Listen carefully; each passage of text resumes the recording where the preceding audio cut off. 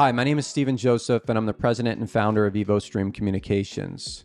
I've been in technology for about 20 years now, and as part of this 4-video series, I'm going to be talking today about stage 4 of a typical consulting engagement, and that stage is implementation. So again, the reason we're doing this series is to help anyone that is a solutions provider, IT broker agent in that sales function kind of evolve into a full service consultancy or IT consultant where they can do assessments for their customers and get paid for those engagements. So part 4 or stage 4 of the engagement process is implementation. So ultimately, in phase 1, discovery, you've learned about the customer's environment. In stage 2, you've reported on that and provide them with clear understanding of everything that you've learned in a document. Stage 3, again, is that design and recommendation phase, whereas, solution providers, we, inherently understand the marketplace and can make recommendations and help them with choosing the new technology that they may invest in. Stage 4, which we're going to talk about today, is that implementation phase. And again, this is a phase that you can use your,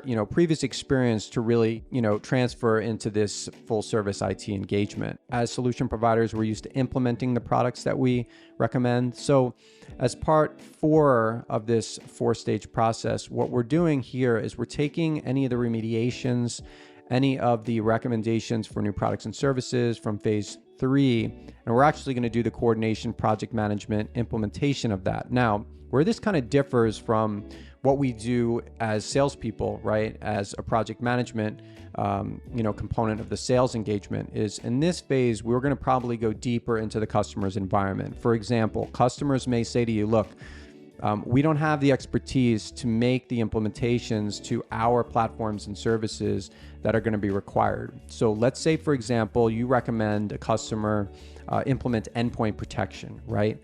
You're not just going to call on the service provider to implement that service or install it. What you may have to do is provide some additional resources to help with adoption, to help with onboarding, to help with implementation, so that the customer has a resource to interface with the service provider. So you're going to be acting on the customer's behalf there to make sure that not only is the project coordinated like a typical project manager would do, but you're actually an extension of the customer's IT staff to interpret what is being asked of the service provider for them from a technology standpoint, and then actually helping them implement it. So that might require secure access to their systems and servers so that you can actually do the installation for them.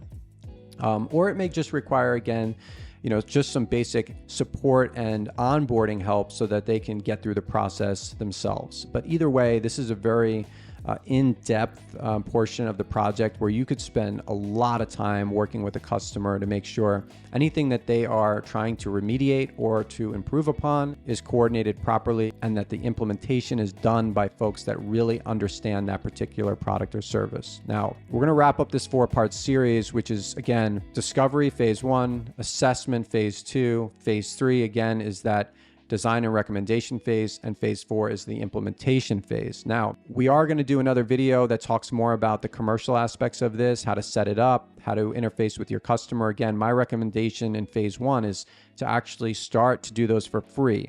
Better than doing a regular discovery as a salesperson, you want to ask a customer if you can get a little bit deeper into their organizational requirements, the technology stack, and do a full service discovery with your engineers. But there are some other aspects to this that are important. If you're, from a business standpoint, you're making this transition, you need to put together a statement of work, you need to have the proper contracts, you need to have all the commercial aspects lined up so that you can execute insurance, etc., right? So what I'll do is, if there's interest, I'll do another video just helping anyone from a business standpoint make this transition, because it is a little different than being a traditional broker agent where you get commissions from your vendors. So as always, my contact information is in my LinkedIn profile, so feel free to direct message me with any questions you have. I also really appreciate and love anyone that comments directly in the post. Also, you can always like or share this post with others. It helps us to make better content moving forward. And of course, as always, have a great day, and I look forward to our next